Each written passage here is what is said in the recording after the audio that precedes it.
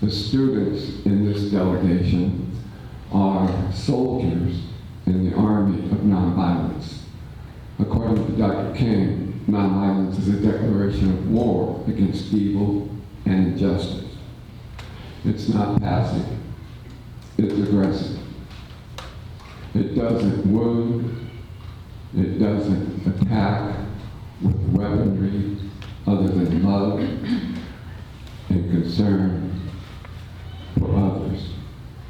But it is aggressive. It stays up later, gets up earlier, runs faster, studies harder, and serves intently. We have to heal from the racial, racist politics and practices that this country, our country, has perpetrated against all of us. We have to heal. We have to diagnose it, and we have to tell the whole truth. We suffer from great inequities during this pandemic. Many of the billionaires have become much more rich in the last 12 months at a pace that's startlingly rapid. We have to heal from the economic inequities that causes more homelessness and poverty and greater wealth for a tiny few. Our nation's involved in 32 wars right now. It's been kept a secret.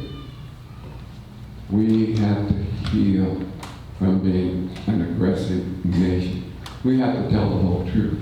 So we have to continue working to better our lives, to better the lives of our brothers and sisters in this world.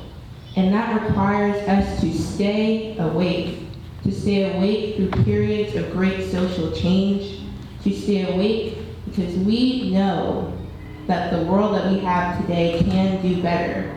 We can create the more perfect union through works of social uplift, through helping our brothers and sisters within our communities here and abroad.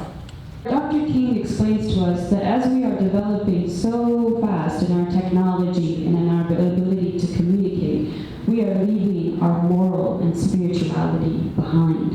And that's when things like the big triplets of racism, of consumerism, the notion that we prioritize our phones, our cars, our money, and our wealth over our neighbors, our brothers, and our sisters, our mothers that are struggling to put food on the table and pay rent at the same time, and the war that exists. Dr. Wilson mentioned that there are 32 wars that we are currently involved in, and that's because our nation is struggling with the spiritual and moral lag. We are losing the love that exists in our hearts, and our minds are no longer focused on how my neighbor is struggling or what's happening down the street. We care too much about the way that we look rather than about what we are studying. The joy that used to exist in being together, the joy that used to exist in sharing bread and breaking food does not exist in our homes. We must understand that it's about an intergenerational, interracial, multicultural effort to restore this joy, to restore this peace that once used to exist in our neighborhoods and our streets. We each live in two realms, an internal realm and an external realm. This internal realm is one filled with religion, with culture, with ties to one another, music and family. The external world is one of technology. It's one of wealth.